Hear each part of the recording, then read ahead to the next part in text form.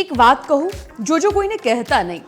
વિધાનસભા ગૃહ હવે જાણે કોમેડી સ્ટેજ બની ગયું હોય એમ લાગે છે.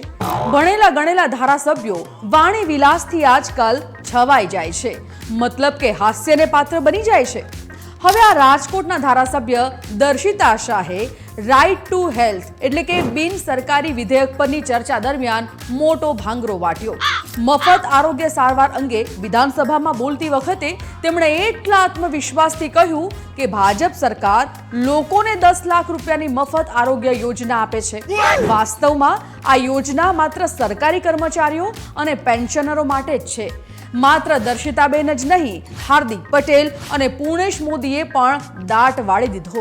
આમાં આપણે તો એટલું જ કહેવાનું કે ભાઈ લશ્કર ક્યાં લડે છે જરા તો જુઓ. તારીખ પે તારીખ જેવા જ હાલ છે ફૂડ સેમ્પલના કેસના. જી હા, કલેક્ટર કચેરીમાં તારીખો પડીને 13 વર્ષથી ધૂળ ખાઈ રહ્યા છે કેસ, અને સાયન્સ સિટીમાં પણ 10 મહિનાથી પેન્ડિંગ છે. બહારે તંત્ર તારિયામાં આયા. ફૂડ સેમ્પલ જેવા કેસમાં પણ આટલી લાપરવાહી? જો સાંભળો, 2012થી એટલે કે 13 વર્ષથી ફૂડ સેમ્પલના કેસીસની સમયસર સુનાવણી ન થતા તે પેન્ડિંગ છે.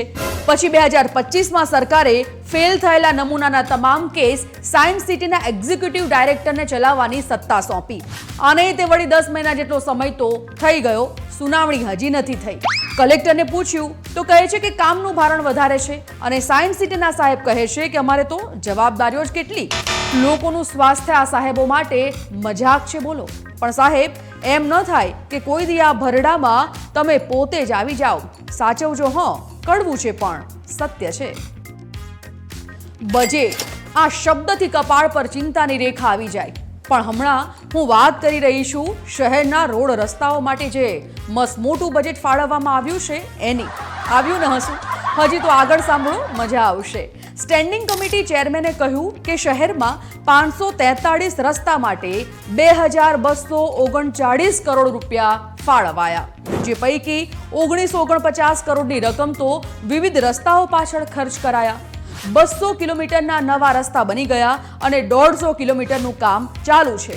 ભાઈ, આંકડાઓ તો એવા મોટા ફાળે કે આપણને એમ લાગે કે એકાદ મહિનામાં તો કોઈ ફોરેનમાં રહ્યાનો અનુભવ કરાવશે અધિકારીઓ. પણ હકીકતમાં તો રોડ રસ્તાની ફરિયાદોનો આંકડો આ આંકડા કરતા પણ મોટો હશે. ત્યાર પાછું આવી જવાનું આપણી ચાદરમાં. હવે ચેતી જજો એ મહિલાઓ જે વાતે પોતાના ધણીને અને સાસરિયાઓને કેસ કરવાની ખોટી ધમકીઓ આપીને ડરાવતી હોય. હાઈકોર્ટે ઘરેલુ હિંસાના કેસમાં હવે લાલ આંખ કરીને કહી દીધું છે કે પત્ની પર ક્રૂરતા થઈ છે એ સાબિત કરવા માટે સતત અને અસહનીય મારપીટના પુરાવા આપવા જરૂરી છે.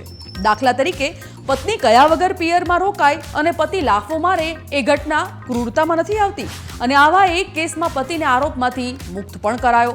આ નિર્ણયથી નિર્દોષ પતિ સમાજમાં હરખની હેલી છે. આજકાલ સામાન્ય આરોપમાં પતિ પર કેસ કરી દેતી મહિલાઓ હવે ચેતી જજો. નાની વાતોમાં ઝઘડા થાય તો પણ બંધ બારણે રીસામના મનામણા પતાવી દેજો. પણ હા, એનો મતલબ એમ જરાય નથી કે પતિ કે પત્ની બંનેમાંથી એક જણે કોઈ બાબતમાં અતિશયોક્તિ કરવાની. ટૂંકમાં માપમાં બંને રહેવાનું છે, બાકી કાયદો કોઈને નથી છોડતો.